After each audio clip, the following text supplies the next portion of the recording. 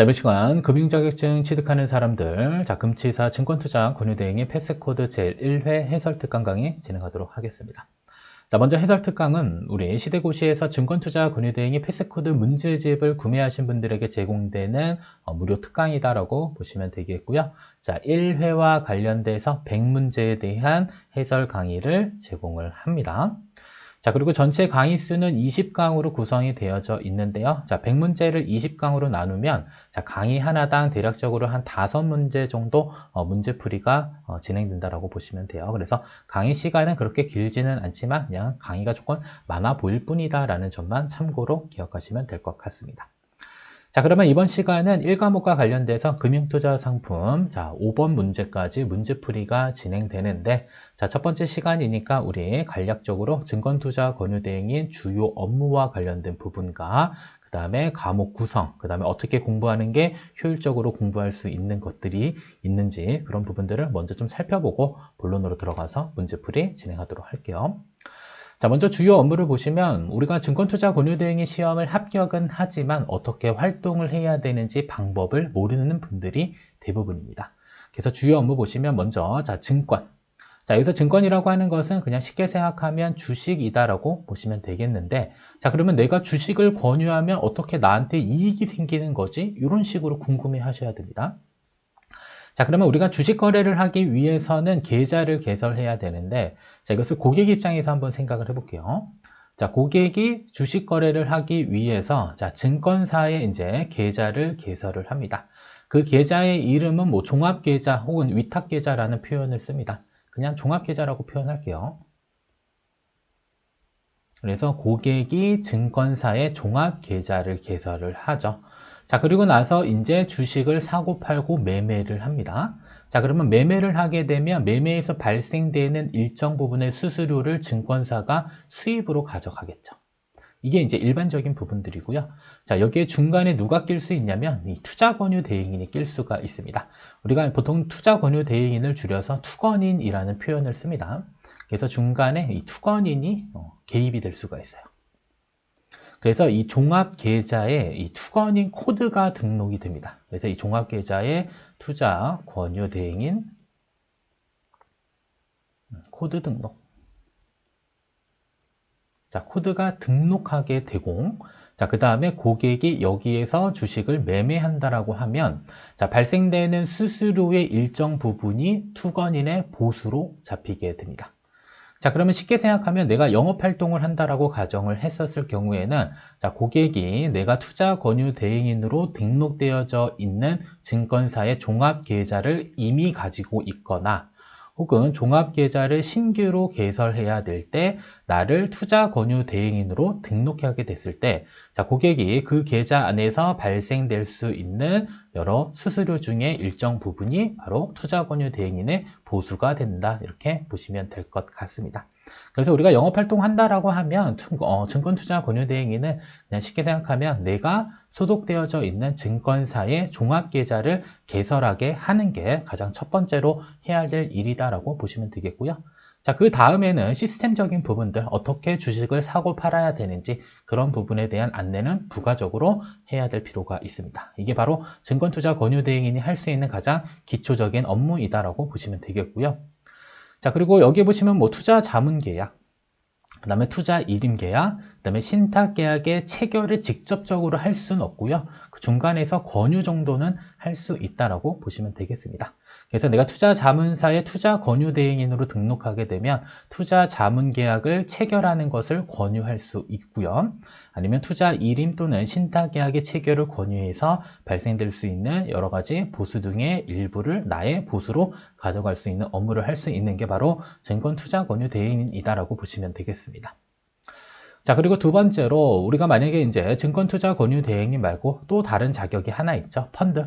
자, 펀드는 집합투자증권이라는 표현을 씁니다. 그래서 내가 펀드 투자 권유대행인 자격을 가지고 있다라고 한다면 이때는 고객에게 펀드 상품에 대한 권유가 가능하다라고 보시면 되겠고요. 그다음에 펀드 상품 중에 가장 많이 이제 우리가 취급하는 게 연금 계좌입니다. 그래서 연금 계좌를 고객에게 이제 개설하게 하고 이 연금 계좌에 뭘 등록하는 거죠? 투건인을 등록을 하는 겁니다. 자, 그리고 연금저축 계좌에서는 뭘 할 수 있는 거죠? 자, 고객이 펀드에 대한 매매도 가능하고요. 그 다음에 상장지수 펀드 ETF에 대한 매매도 가능합니다.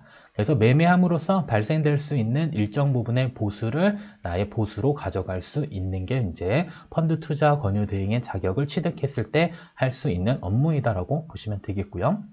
자, 그 다음에 또 한 가지 나아가면 퇴직연금 모집인이라고 하는 게 있습니다.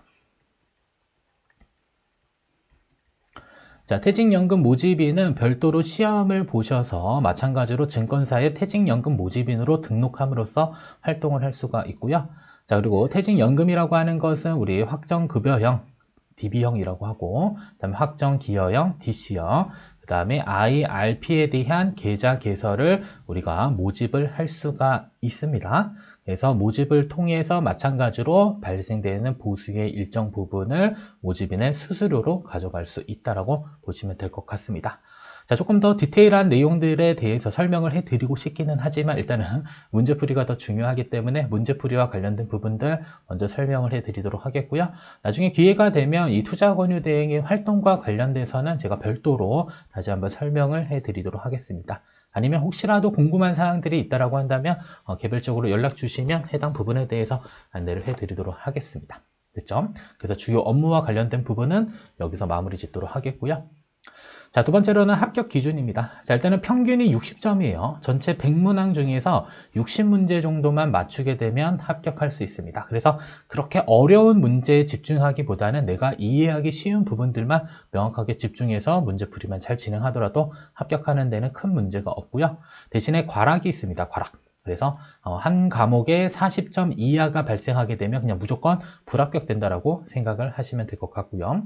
그다음에 시험 시간은 2시간 동안 열심히 집중해서 여러분들 100문제를 잘 풀어야 됩니다. 자, 그리고 과목 구성 및 세부 과목 구성을 한번 보시면, 자, 일단은 3과목 부분이 좀 상당 부분 공부하는 데 있어서 어렵진 않아요. 그래서 조금만 반복하게 되면 점수를 획득하는 데 크게 어렵지 않기 때문에 3과목을 조금 더 집중 있게 공부를 하시면 될 것 같고요.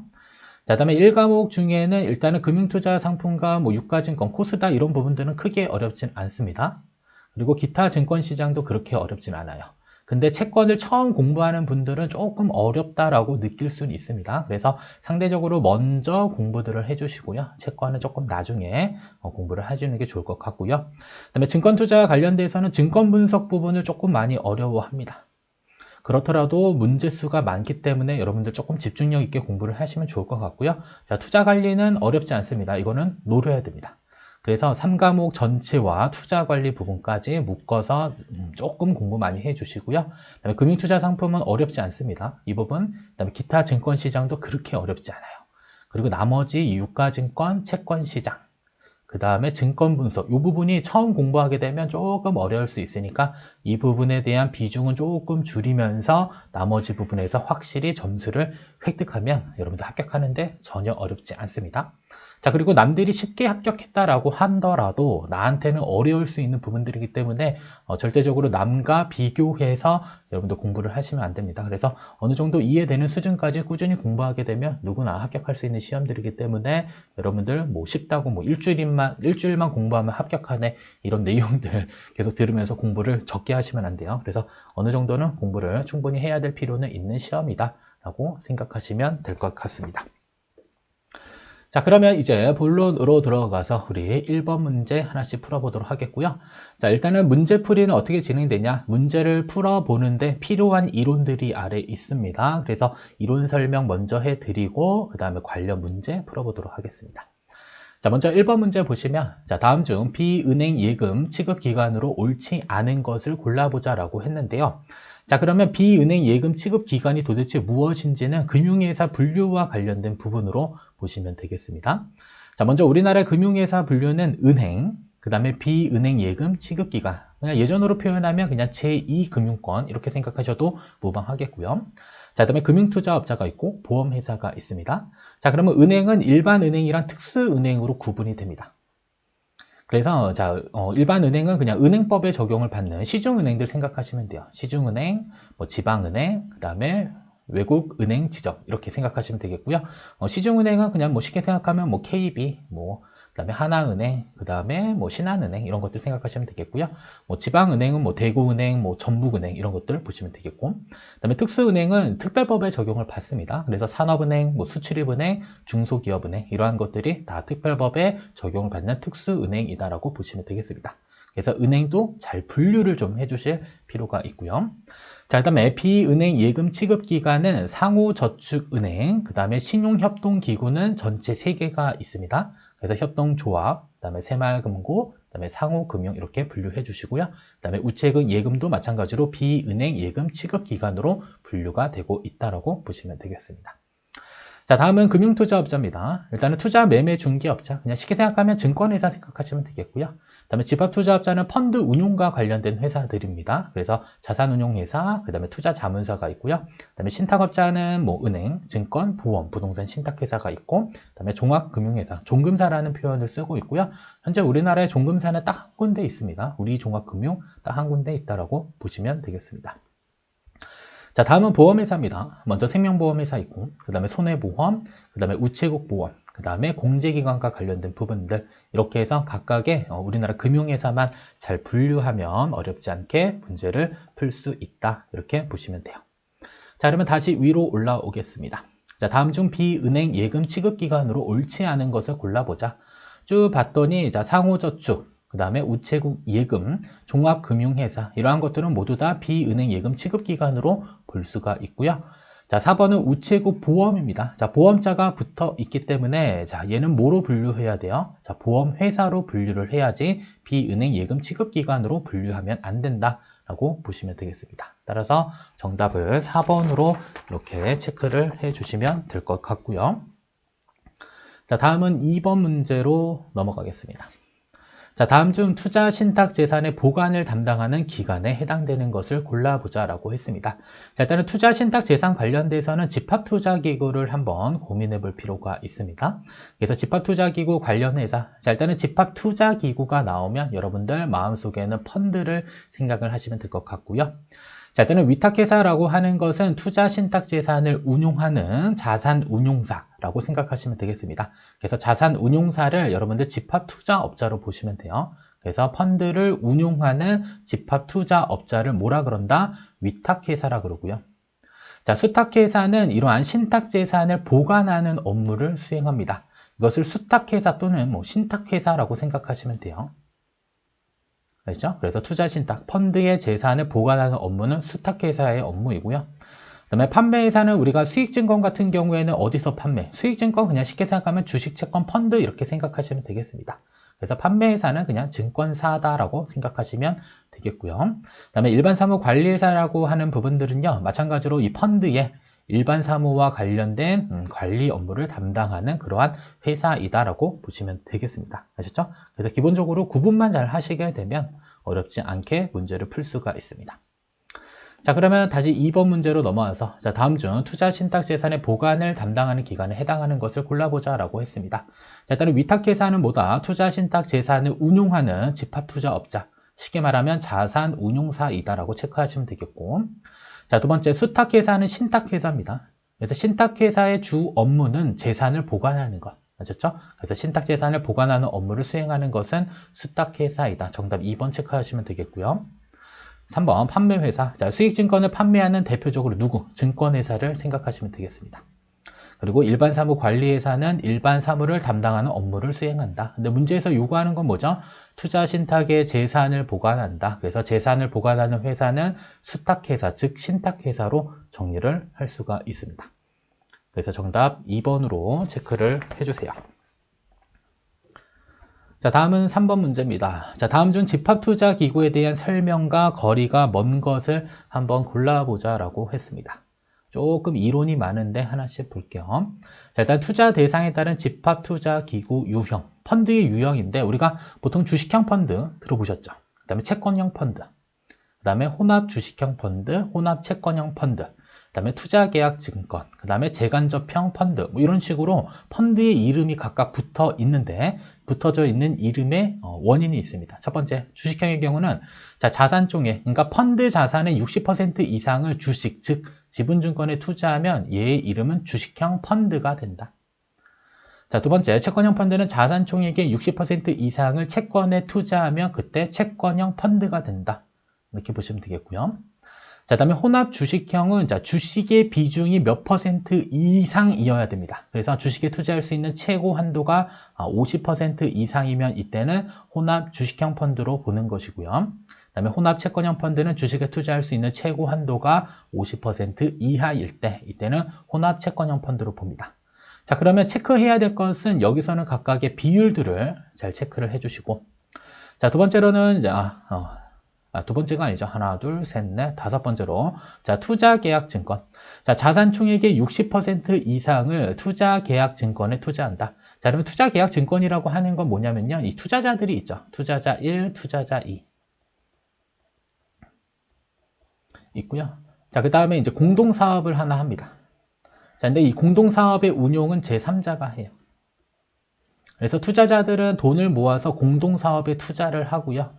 그다음에 제3자가 운용하는 공동사업에서 발생되는 이익을 가져갈 수 있는 그러한 증권 상품을 투자계약증권이라고 합니다. 그래서 펀드 자산의 60% 이상을 투자계약증권에 투자하면 이때는 투자계약증권으로 분류를 할 수가 있고요. 만약에 투자계약증권의 60% 미만을 투자하게 되면 이때는 혼합주식형으로 분류하게 된다.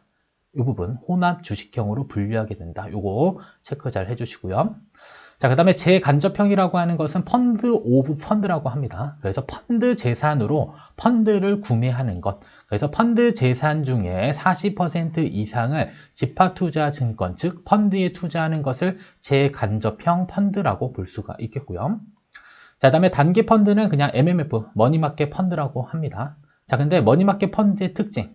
자, 유가증권 운용 비율 등에 제한이 없다. 그리고 자산을 주로 단기성 자산에 운용해야 된다. 왜냐하면 안전하게 운용을 해야 되기 때문에 대부분 단기성 자산으로 운용한다. 그 다음에 유가증권 운용 비율 등에는 제한이 없다라는 특징 갖고 있으니 체크해 주시고요. 자, 그 다음에 부동산 펀드의 경우는 50% 이상을 펀드의 재산의 50% 이상을 부동산에 투자하는 것.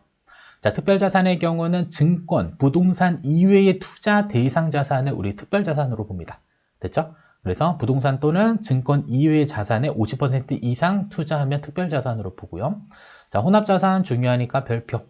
자, 혼합자산은 증권, 부동산, 특별자산, 집합투자기구 관련 규정에 제한을 받지 않습니다. 그래서 이 친구의 가장 큰 특징은 투자 비율에 제한이 존재가 없다.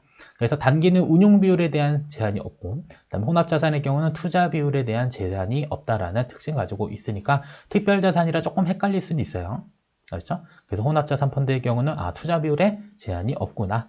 그리고 관련 규정에 제한을 받지도 않는구나. 이런 정도까지만 체크를 해주시면 되겠습니다. 자, 그러면 문제로 넘어가서 3번 문제 보도록 할게요. 자, 다음 중 집합투자기구에 대한 설명과 거리가 먼 것을 골라보자. 자, 그래서 펀드에 대한 설명과 거리가 먼 것을 보면 됩니다. 자, 첫 번째, 사모투자 전문회사. 자, PF라고 나오면요. 그냥 쉽게 생각하면 사모펀드 생각하시면 되겠습니다. 그래서 펀드를 공모펀드랑 이 사모펀드 이렇게 구분할 수 있는데, 자, 공모펀드의 경우는 그냥 불특정 다수인에게 판매하는 펀드 생각하시면 되겠고요. 자, 사모펀드는 그냥 친한 사람들, 즉 49인 이하의 투자자를 통해서 우리가 운용하는 펀드 생각하시면 되겠습니다. 그래서 사모투자 전문회사는 소수의 투자자에 의해서, 여기서 말하는 소수는 49인 이하입니다. 그래서 49인 이하의 투자자에 의해 사모 방식으로 자금을 조달한 다음, 자, 공모는 불특정 다수를 대상으로 하는 거고요. 자, 그 다음에 사모 방식이라고 하는 것은 본인들이 어느 정도 자금의 여력이 있기 때문에 본인들의 자금으로 투자를 한다라고 보시면 되겠습니다. 그래서 사모 방식으로 자금을 조달한 다음 인수합병, 그러니까 기업의 인수합병 등 특정 기업의 구조조정을 통해 투자 이익을 창출하고자 하는 회사이다라고 보시면 될 것 같습니다. 그래서 맞는 문장이고요. 자, 두 번째, 집합투자업자가 집합투자기구의 재산으로 운용할 수 있는 자산은 재산적 가치가 있는 모든 재산을 대상으로 합니다. 다만 그 편입 비율에 대한 제한을 두고 있죠. 주식의 경우는 60% 이상 투자했을 경우 주식형 펀드가 되는 것이고, 채권형 펀드의 경우는 채권의 60% 이상을 투자했을 때, 부동산 펀드는 부동산과 관련된 증권의 50% 이상을 투자했었을 때 각각의 이러한 편입 비율의 제한을 두고 있는데, 중요한 것은 단기금융의 경우는 여전히 증권에만 100% 투자를 해야 되고 운용 비율에 대한 제한은 없으며 단기 투자 상품에만 투자해야 한다라는 내용으로 정리를 하시면 되겠습니다. 됐죠? 그래서 단기금융은 대표적으로 MMF, 그다음에 단기 금융상품에 투자해야 되고요. 그다음에 유가증권 운용 비율에는 제한이 존재하지 않는다. 이렇게 볼 수 있겠습니다.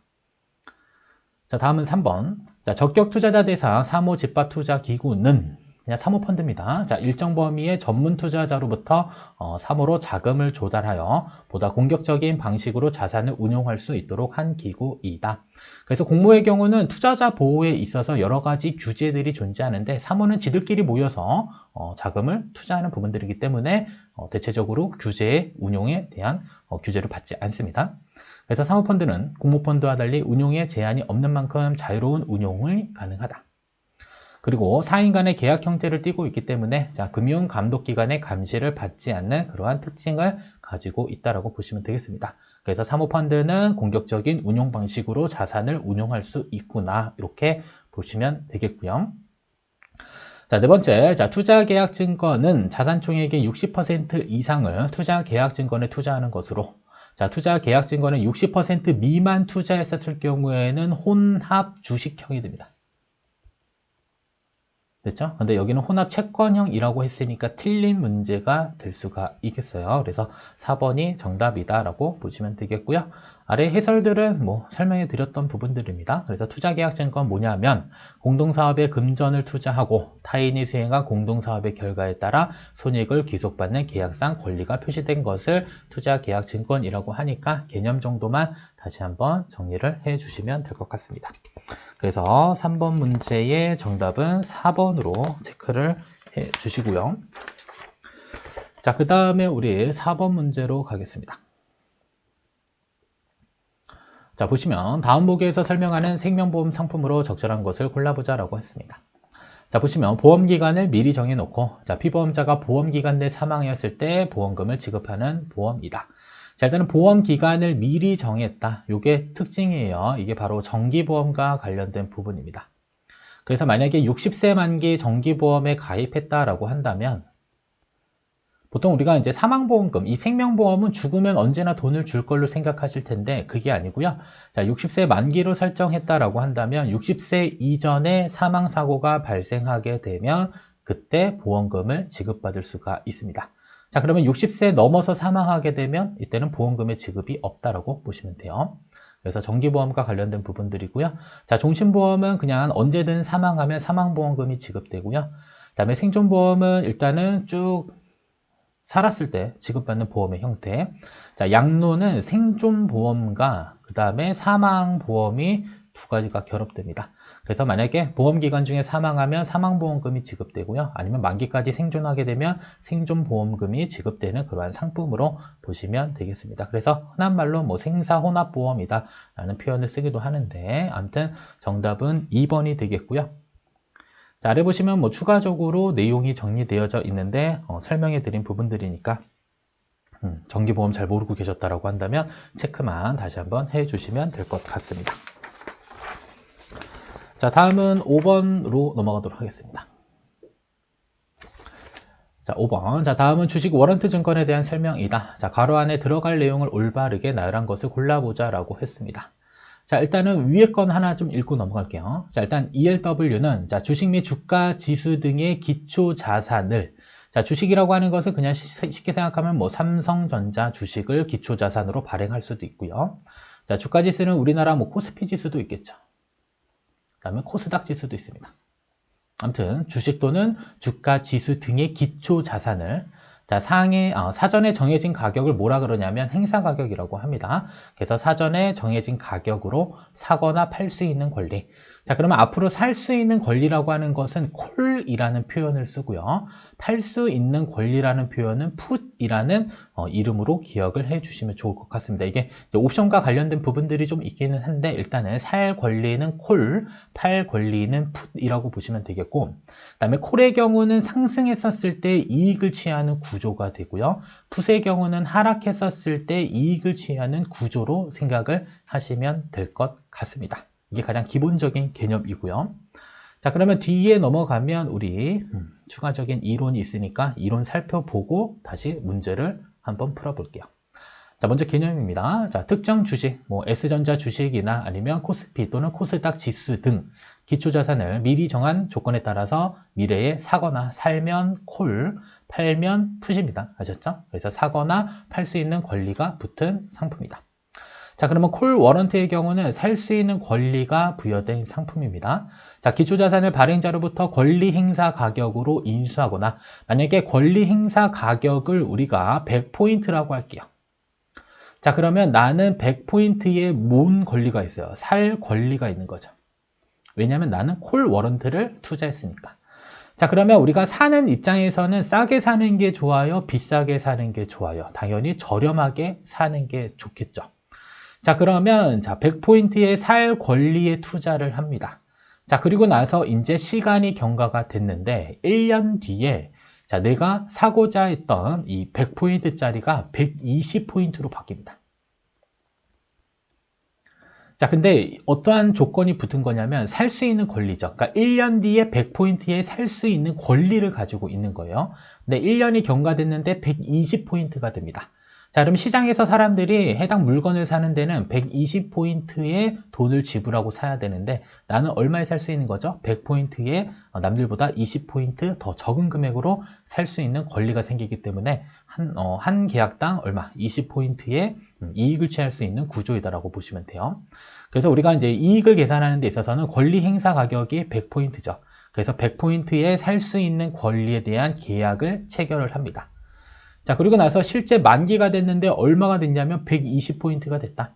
자, 그러면 남들은 120포인트에 사야 되는데 나는 100포인트에 살 수 있기 때문에 한 계약당 20포인트의 이익을 취할 수 있구나. 그래서 기억할 것은 콜 워런트는 살 수 있는 권리인데 자, 권리 행사 가격보다 만기 가격이 더 높아졌을 때 이익을 취할 수 있다고 보시면 돼요. 따라서 최종적으로 정리할 것은 기초자산 가격 상승에 따라 이익이 발생하는구나. 이렇게 정리하시고요. 자, 풋은 반대입니다. 팔 수 있는 권리. 자, 그러면 동일하게 자, 100포인트에 1년 뒤에 팔 수 있는 권리를 가지고 있어요. 자, 우리가 팔 때는 싸게 파는 게 좋아요? 비싸게 파는 게 좋아요? 당연히 비싸게 파는 게 좋죠. 자, 그러면 1년 있다가 나는 100포인트에 팔 수 있는 권리를 가지고 있는데 자, 얘 가격이 얼마로 떨어지냐면 80포인트로 떨어집니다. 자, 그러면 남들은 시장에서 80포인트에 팔 수 있는데 자, 나는 얼마에 가지고 있는 거죠? 1년 뒤 100포인트에 팔 수 있는 권리를 가지고 있기 때문에 남들보다 20포인트 더 비싸게 팔 수 있구나. 이렇게 보시면 되겠습니다.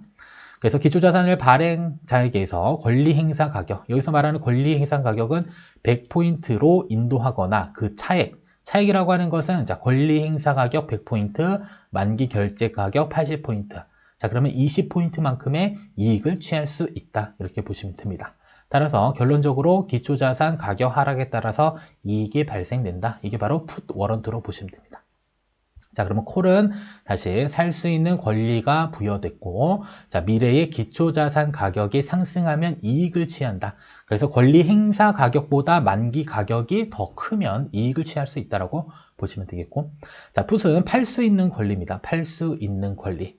자, 그래서 자, 1년 뒤에 자, 내가 권리 행사 가격보다 기초 자산 가격이 더 하락했었을 경우 이익이 발생된다. 이렇게 보시면 될 것 같아요. 아시죠? 그래서 일단 기본적으로 이 콜 워런트와 풋 워런트 잘 정리하시고요. 자, 그다음에 특징이 있습니다. 자, 기초 자산이 오를수록 유리한 것은 콜 워런트라고 했죠. 그리고 행사 가격이 낮아질수록 콜 워런트는 상승, 반대로 풋 워런트는 하락한다. 그래서 콜과 풋은 반대 개념으로 생각하시면 되겠고요. 자, 그리고 레버리지 위험이 있습니다. 자, 이것은 뭐냐면요. 자, 일단은 기초자산이 1% 상승했을 때 워런트 가격이 2%로 상승할 수도 있어요. 자, 이때는 어떻게 된다? 자, 레버리지. 그러니까 기초자산은 1%만 달랑 올랐는데 자, 내가 투자하고자 하는 ELW의 가격은 2배 이상 상승할 수도 있다는 거죠. 그래서 이러한 레버리지를 이용할 수 있는 상품이기 때문에 자, 내가 방향 예측만 잘 한다면 고수익을 취할 수도 있지만 반대로 상승할 줄 알고 콜 워런트에 투자했는데 나의 예상과 달리 하락했었을 경우에는 큰 폭의 손실도 발생할 수 있구나라고 보시면 되겠습니다. 아시죠? 그래서 레버리지를 이용해서 매매를 할 수 있기 때문에 고수익도 가능하지만 위험하기도 하다. 이렇게 보시면 되겠고요. 자, 그리고 또 다른 특징. 우리가 이제 주식에 투자하게 되면 자본소득. 자본소득이라고 하는 것은 매매 차익입니다. 그래서 10,000원짜리 주식을 사서 11,000원에 판다. 자, 그러면 이것을 뭐라 그래요? 자본소득이 생겼다라고 볼 수 있겠고, 혹은 주식에 투자했었을 때 발생될 수 있는 배당소득이 있을 수도 있고요. 채권 투자하면 이자소득이 있을 수 있겠죠. 자, 근데 중요한 것은 주식 워런트 증권에 투자했었을 경우에는 이러한 이자 및 배당소득이 존재하지 않습니다. 아셨죠? 따라서 그러면 어떠한 손익만 발생되냐면 거래에 따른 매매 손익만 존재하고 있다. 이게 또 다른 특징이니까요. 하나 잘 정리해 주셔야 되겠습니다. 자, 그리고 아래 내려가면 주식 워런트의 종류는 매우 중요합니다. 별표치고 하나씩 외우실 필요가 있습니다. 자, 먼저 바스켓 워런트 볼게요. 자, 바스켓 일단은 바구니에 하나 담는다 이렇게 생각하시면 돼요. 바구니. 자, 다양한 주식들의 바스켓 또는 포트폴리오를 대상으로 하여 발행하는 워런트로 자, 특정 산업에 속하는 기업들의 주식을 대상으로 발행하는 워런트다. 그래서 바구니에 특정 산업에 해당되는 주식들을 싹싹싹 담고 이것을 기초자산으로 발행하는 워런트를 바스켓 워런트로 보시면 되겠고요. 자, 지수라고 하는 것은 주가지수 생각하시면 되겠습니다. 그래서 주가지수를 대상으로 발행하는 워런트, 지수 워런트다라고 보시면 되겠고. 자, 그다음에 아래 보시면 자, 이그저티. 자, 그래서 이색적인 워런트로 해서 자, 베리어가 있고요. 그다음에 코어도 이렇게 두 가지가 있습니다. 자, 먼저 개념을 보시면 자, 기초자산의 변동성을 축소하거나 손익구조 변경을 통해서 프리미엄, 즉 비용을 낮추는 다양한 옵션 기법을 활용한 워런트다라고 보시면 되겠는데 자, 일단은 베어리어는 장벽입니다. 벽을 치고 있어요. 자, 벽이라고 하는 것은 그냥 가격대라고 생각하시면 돼요. 가격대. 보시면 자, 일반적인 워런트의 발행 조건에 특정한 가격대를 설정합니다. 만약에 100포인트를 설정했다라고 할게요. 자, 그러면 주가가 설정한 100포인트 가격에 도달된다. 자, 그러면 이때 워런트가 즉시 행사된 후 만료가 된다. 그래서 설정한 100포인트의 주가가 도달하게 되면 이익을 취할 수 있는 구조. 이거를 베어리어 워런트라고 보시면 되겠고요. 그 다음에 코어도어는 통로를 의미합니다. 통로. 그래서 위의 통로와 아래 통로. 자, 그러면 이 사이 값이 있겠죠? 보시면 특정한 가격대를 상하로 설정합니다. 그래서 100포인트 기준으로 플러스 마이너스 10%를 설정을 해요. 그럼 110포인트도 있을 수 있고 90포인트도 있을 수 있겠죠. 그래서 특정한 가격대를 상하로 설정한 후 주가가 그 범위 안에서만 움직일 경우 그러니까 110포인트는 넘지 않고 90포인트 사이에서 놀아날 경우 이때만 미리 정한 금액을 지급하고 범위를 벗어날 경우에는 지급하지 않는 조건으로 발행하는 것을 코어도어 워런트로 생각하시면 되겠습니다. 아시죠? 하나는 벽을 친 거고 하나는 이렇게 자, 통로를 마련해서 이 중간에서 주가가 놀아났을 때 이익을 취할 수 있는 구조로 만든 것을 우리 뭐라 그런다? 자, 이그저트 워런트라고 보시면 되겠습니다. 자, 다음은 인스톨먼트 워런트는 할부 개념이에요. 할부. 그래서 기초 자산을 이 할부의 형태로 계속 구매를 하는데 가장 큰 특징은 만기 이전에 배당금을 수취할 수 있는 상품이다. 아시죠? 그냥 할부의 형태로 구매하는데 가장 큰 특징이 바로 이겁니다. 만기 이전에 배당금을 수취할 수 있구나. 이게 가장 주요한 핵심 사항이 되니까 체크만 잘 하시면 됩니다. 자, 그러면 ELW와 관련돼서 살펴봤으니 문제 풀이하고 이번 시간 마무리할게요. 자, 첫 번째 콜 ELW는 기초자산의 무엇을 예상할 때 상승 됐죠? 자, 그럼 하락을 예상한다? 그러면 풋 워런트입니다. 두 번째, 자, 일반적인 워런트의 발행 조건에 특정한 가격대를 설정한다. 벽을 하나 쳤다라고 보시면 되겠죠. 가격대. 그래서 100포인트에 도달되면 워런트가 종료되는 것. 그래서 가격대를 설정하여 주가가 설정된 가격대에 도달되었을 때 워런트가 즉시 행사하도록 만료되도록 하는 것을 뭐라 그런다? 자, 베어리어 워런트라고 보시면 되겠습니다. 그래서 정답은 3번으로 이렇게 체크를 해 주시면 될 것 같습니다. 자, 여기까지 해서 1번부터 5번까지 문제풀이 강의 마치도록 하겠고요. 다음 시간에 5번부터 10번까지 문제풀이 진행하도록 하겠습니다.